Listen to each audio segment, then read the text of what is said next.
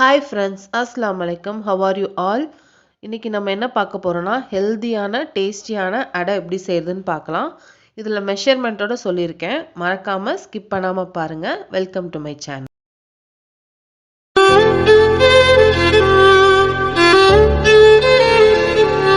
ஒரு பாத்திரத்தில் ஒரு டம்ளர் அளவுக்கு இட்லி அரிசி போட்டுக்கோங்க. அதில் இன்னும் சின்ன டம்ளர் எடுத்துக்கோங்க. அதில் கருப்பு கவுனி அரிசி ஆட் பண்ணியிருக்கேன். அது ஆப்ஷனல் தான், வேணும்னா ஆட் பண்ணிக்கலாம்.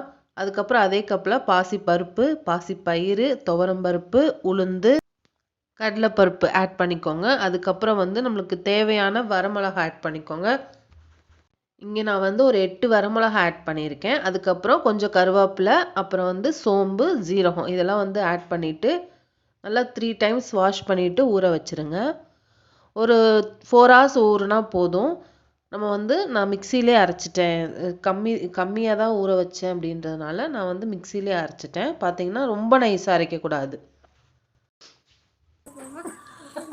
கருப்பு கவுனி அரிசி ஆப்ஷனல் தான், அது வேணும்னா ஆட் பண்ணிக்கலாம். இல்லாட்டி நீங்கள் அதுக்கு பதிலாக பச்சரிசியோ இல்லை மறுபடியும் அதே டம்ளரில் இட்லி அரிசி ஆட் பண்ணிக்கலாம். மாவில் தேவையான அளவு உப்பு ஆட் பண்ணிவிட்டு கொஞ்சோன்னு சோடா உப்பு ஆட் பண்ணிக்கோங்க. ஆட் பண்ணிவிட்டு கட் பண்ணி வச்சுருக்க வெங்காயம், கொத்தமல்லி, பச்சை மிளகா, கருவேப்பிலை இதெல்லாம் நல்லா நறுக்கிட்டு அதோட ஆட் பண்ணிவிட்டு நல்லா மிக்ஸ் பண்ணி வச்சுருங்க. கொஞ்சம் பெருங்காயம் ஆட் பண்ணிக்கோங்க. ஆட் பண்ணிவிட்டு இப்போ நம்ம சுட ஆரம்பிச்சிடலாம். இது நம்ம மாவு ஆட்டிட்டு தோசை மாவு மாதிரி வைக்கணும்னு அவசியம் இல்லை. உடனே நம்ம சுட ஆரம்பிச்சிடலாம். இப்போ பார்த்தீங்கன்னா கல் சூடானோடனே நான் தோசை மாதிரி ஊற்றிருக்கேன்.